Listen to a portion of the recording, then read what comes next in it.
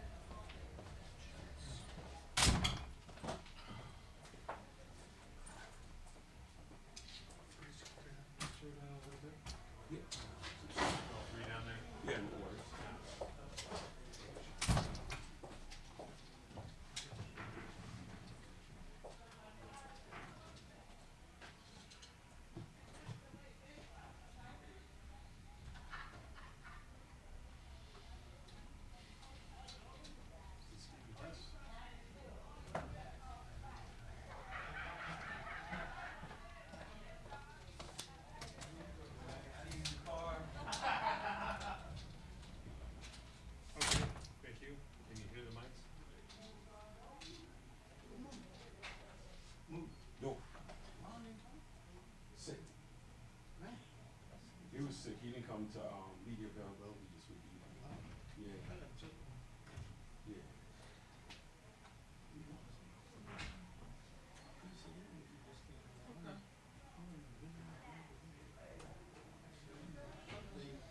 Yeah.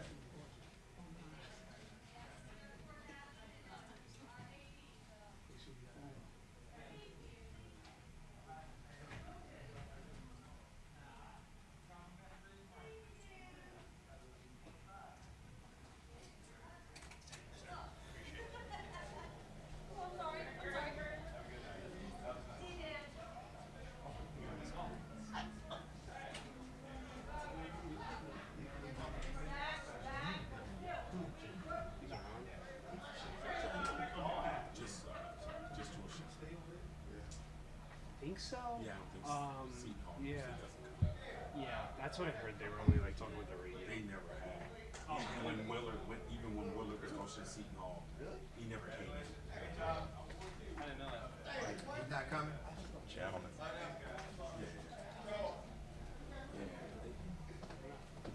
Anyways, all right.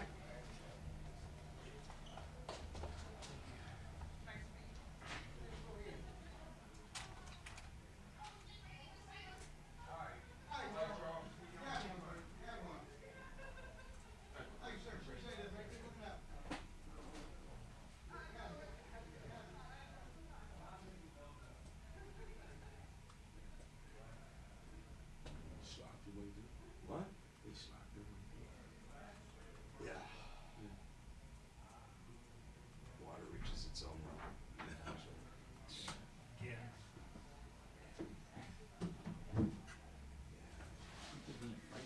Probably this game won't look much better. Maybe a higher. Yeah. But That's.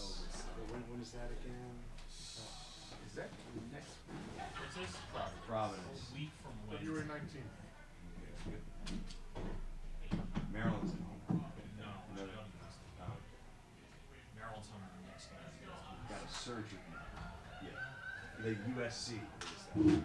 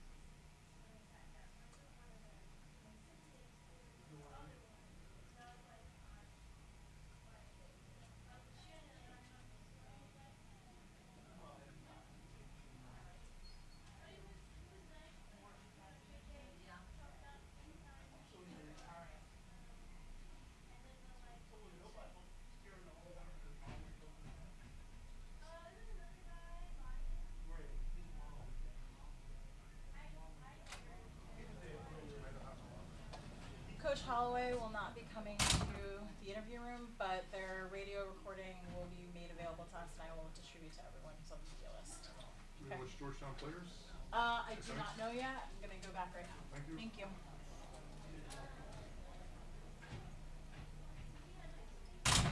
Nailed it. That updates the schedule a tiny bit. There won't be a visiting coach.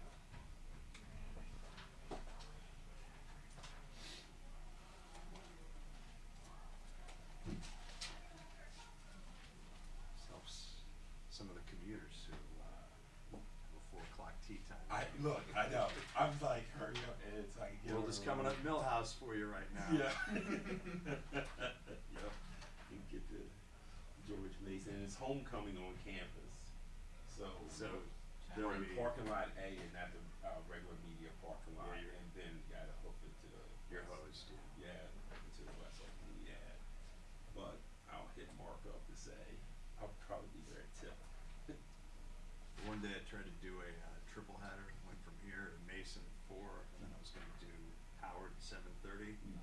Hop on, doing the update from Mason here, and Howard leads. I'm like, what? Yeah, they changed the game time without me knowing. That is so hot. It was yeah, Howard played at 4 that day. And I was like, they were playing it. I had it in my note. I had it everywhere. Like 7 sources they were On- playing at 7:30. On that subject, Yes. according to their online schedule, their game on Monday the 17th is now at 3 p.m. President's Day matinee. Depends if you know. Eastern Shore. Oh God, yeah. Okay. Something to think about. I've taken that excuse away in case you. Yeah. Great. I'm happier with a 3 o'clock game. Yeah. I'm just updating the sheets right now.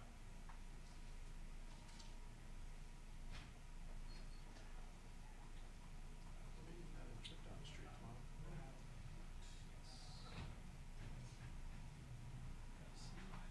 Gotta get my ace and ball right. Yeah. I wanna see them play live. I know. Especially Ace. Thought about going up there at the end of December. It's a day where I could have been Princeton for a 1 o'clock game. That was a good game too. It was. That Akron Princeton game was really good. I worked at I think I said that I worked at Princeton last day with the team. That was so much fun.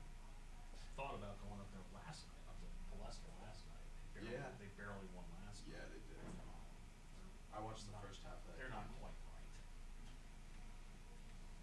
I mean, they lose Zach Marchini. They lose They lost Mushbaum to Notre Dame. And Xavier's still playing well, but I think without his I mean, him and Keegan are awesome. They both stayed that day. And Jack Scott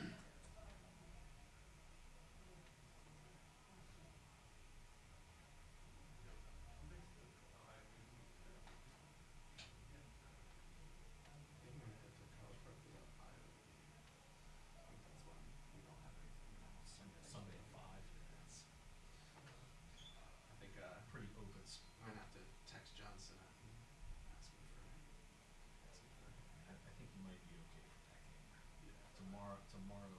Tomorrow's blackout, right? It is, and back 2 rows of that media area are going to be put pro scouts. I saw the seating chart. John sent it out. Tomorrow it is slam packed. I work for John for a year. Oh, is that right?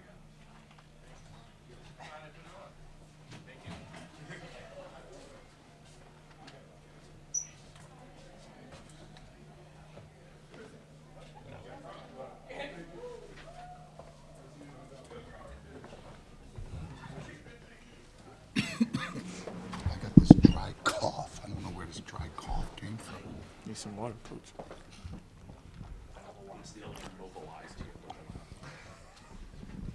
No Ron today? I'll give him a call. I have the same thing. Alright, we will let head coach Ikuyi open with a statement. Well, it's always good when you can get a win, especially a home win. Great crowd. You gotta excuse me. I have this cough and I don't know where it's coming from. Thank you, Thomas. I appreciate it. Make your layups. You know, they play really hard. You know, they have 3 of their starters out. As I told Shaheen after the game, his kids play hard. Give them a chance. Coleman played really well. When you down that many starters, you know, and you've lost 2, 3, 4, 5 in a row, I've been there, and it's not fun. And to try to keep your kids positive, right? Just keep doing what you do. Continue to infuse energy in them, because those kids play really hard. We did not. They were disruptive today. We didn't score the ball well, but I thought we defended at a really, really high level today. Really, really high level. In any type of Big East basketball game, you can hold teams under 50 points. You're doing something well defensively. We just didn't have our offensive game. Tried to play with Jaden today. Jaden was, again, just not himself, but we got a week off. The last time we had a week off was before Christmas. That's the last break we had. It's the last break we had, and we need it desperately right now. So I'm excited that our men will get the week off. We'll be able to catch up on some schoolwork, be able to give them a couple of days off with their bodies from, you know, the helmet-to-helmet combat we have in practice, and look forward to, you know, going on the road when we play Butler. And before we open it up to questions, I think you have to – we play this pink game for a reason, right? It's not just throw some pink on and you have a nice uniform. This cancer thing is real.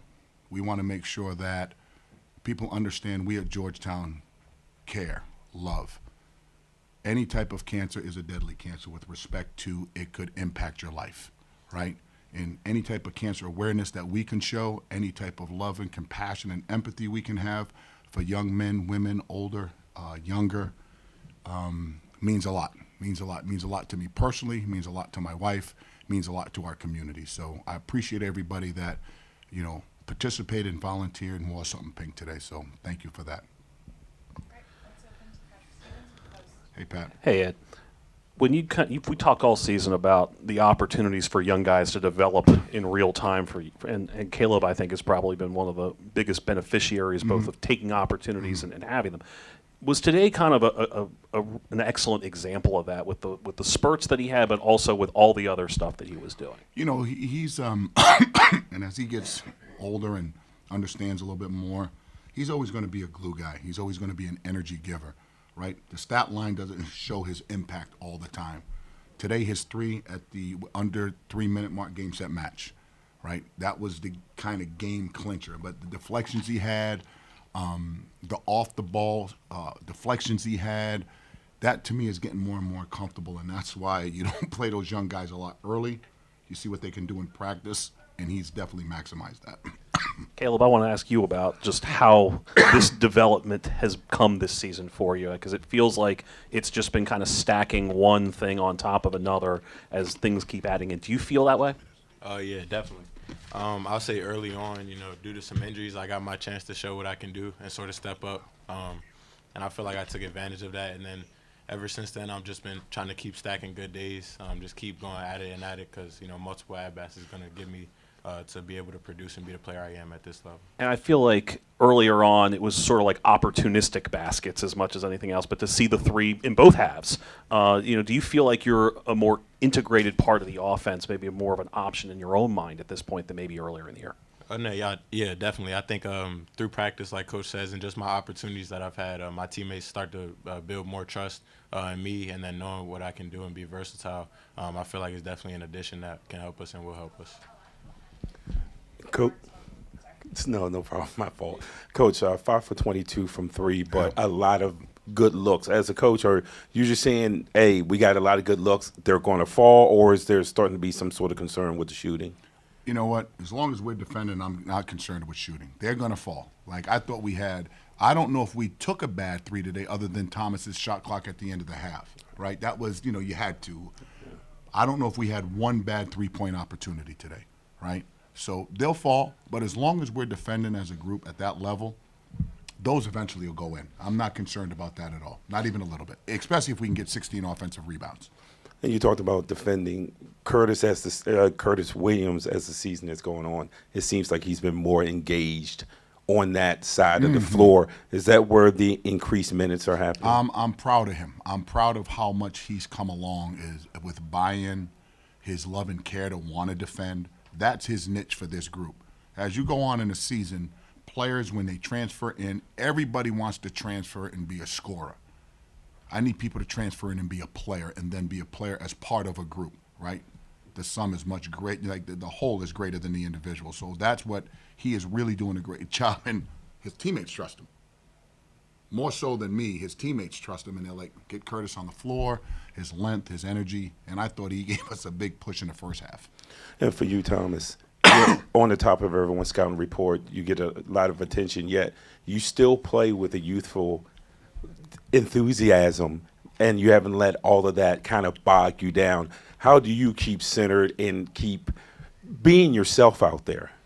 Well, I got say thanks to my coaches and my teammates, because they always tell me to go out there and be myself. So I just go out there, try to be physical but still have fun, at the same time. So I just gotta say props to my coaches and teammates for that one.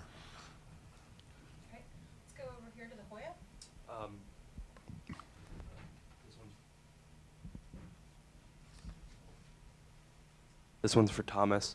You had a lot of big baskets this game that shifted the momentum in favor of the team. What does that mean for you to be able to help out not just yourself with those baskets, but to be able to help your team get back on the right path? I mean, it means a lot to me, I'm a team player. I want to do anything to help my team win. So I'm going to do whatever I got to do to help my team win. I'm going to be the glue guy. If I got to go get a rebound, I'm going to go get a rebound. If I got to get a block shot, I got to get a block shot for my team. So I'm going to just do anything to help my team win.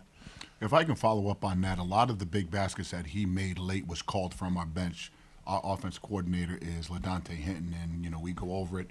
So, time and score is really big, and when we want to get him the ball. So I got to give LaDante a lot of credit. LaDante did a really good job play calling today. Thanks. Go over here to John Titel. For Thomas, you grew up about 30 miles outside of Philly. I was curious who you or your family or friends will be cheering for tomorrow, and do you have any predictions for the football game? Fly Eagles fly. That's all I gotta say. Go Commanders. No, that doesn't even make sense. But we gonna get our get back against the Chiefs for sure. I think it's also something before you have there. When we were talking after the game, I didn't realize Thomas leads the country for freshmen in double-doubles.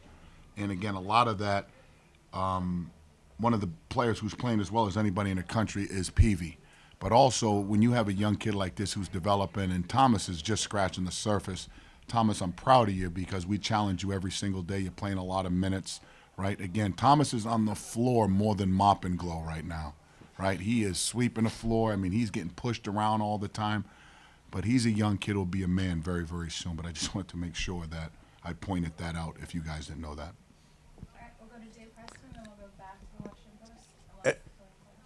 Ed, the way you guys finished the afternoon, 15-1 run over the final 5 minutes. You hold them without a field goal for the final 5:22. What was the difference defensively down the stretch? Challenging them in each, there's 10 4-minute wars that we talk about.